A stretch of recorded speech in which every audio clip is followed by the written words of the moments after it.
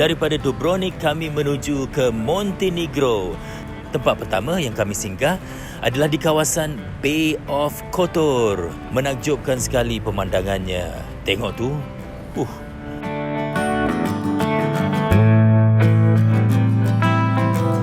Sebelum kita masuk ke bandar Kotor, kita nak makan dulu. They serve seafood kat sini. So, see? Fazila still working here trying to download something. Boleh tak? InsyaAllah. Well, internet is not that fast kan?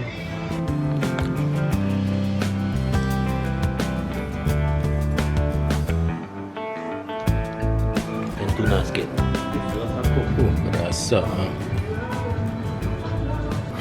Rupanya dalam benda ni dia ada 4 ikan berbeza. Sea bass, sea bream, lagi 2 saya tak faham apa dia cakap. Tapi 4 ikan dalam satu sup. Padanlah sedap. Look at this guys, tengok. They got the black risotto, the other risotto, this whole seafood platter. Alamak, syoknya. So I nak cuba makan ni. Tengoklah dia punya platter. Punyalah best, is so big. And I don't think I can finish everything lah.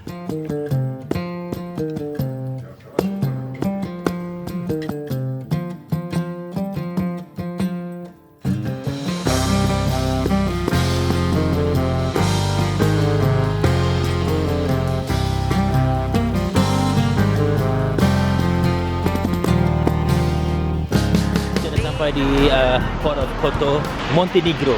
Montenegro ni bermakna Black Mountain, gunung-gunung yang hitam. So kalau you tengok gunung dia semua dari jauh macam hitam.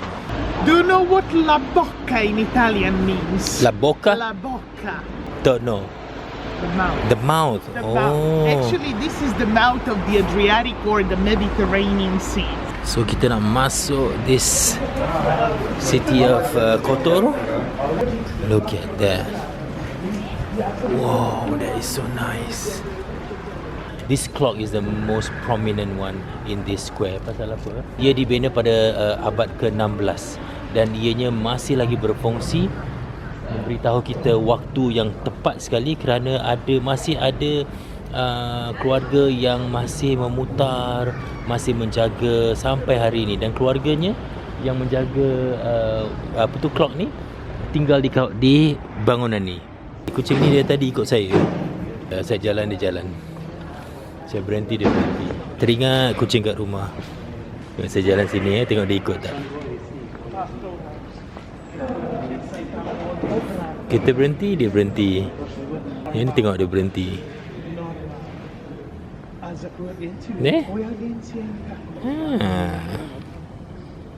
Saya pretend tengok saya jalan, dia jalan.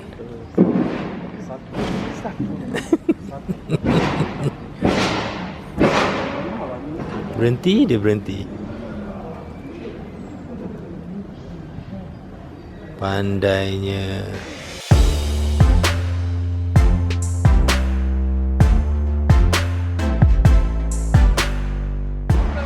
Kotor Bay is listed in UNESCO as the top 25 most beautiful bay in the world. Bayangkan, UNESCO jangan main-main.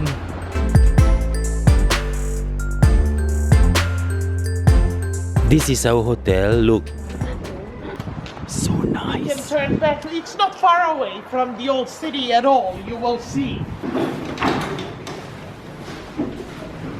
Check out our hotel.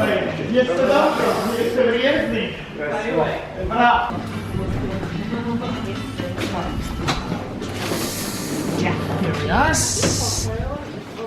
Your hotel is beautiful. Yeah. Very close to the beach, very close Look, to the old this is city. our hotel. This is the main promenade. Cool, man. I think it's one of the nicely positioned hotel. Selalu kita dah balik hotel dah malam ni first time. Kita nampak siang-siang hari.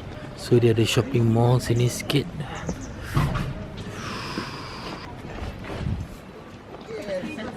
Finally baju. 60%. We have to go and see this. Tax free some more. Okay, kita dah 4 atau 5 hari kita belum shopping lagi. So bila nampak benda macam gini, kita punya excited semacam sih. Saya plan memang nak beli baju kat sini. Beli pasal apa, saya dengar baju winter murah kan. Waktu winter, baju winter tu murah. So rasanya macam tak sabar. Anyway, kita nak kena habiskan city tour ni dulu. Are you from here or from Kotor. I live from in Kotor. Kotor? Okay. Yeah. Are there many halal food in Montenegro? Yes, In Budva. there are some restaurants in our country which offer halal food, but here in Budva, because of many tourists, it is commercial place. Unfortunately, you can't find that particular restaurants. Maybe only in the north of Montenegro, where our Muslims live. Northern In part the north of Montenegro, near Serbian and Bosnian borders. So kita nak masuk daripada laluan utama. Wow, banyak kedai. So this is the old city of Budva.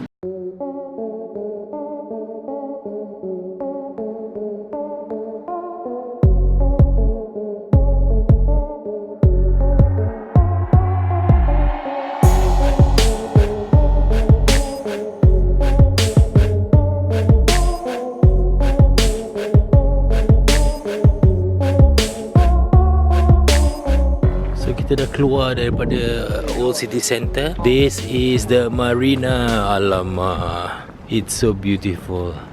Guys, this is a privately owned yacht, okay? We're gonna take one now. So millions of dollars. So go up lah. Make it like mine like that.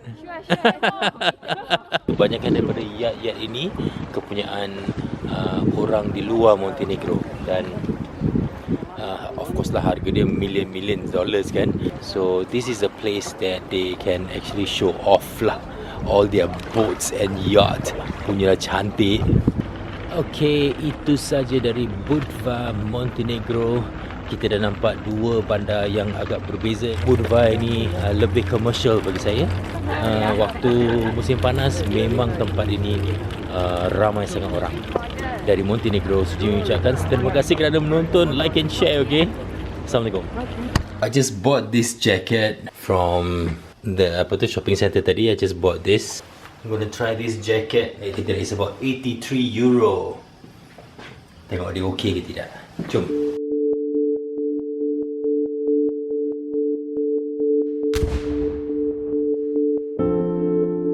Bila saya melihat dokumentari tadi tentang bagaimana jembatan ini dihancurkan semasa peperangan tu, rasa macam Masya Allah sebab sangat.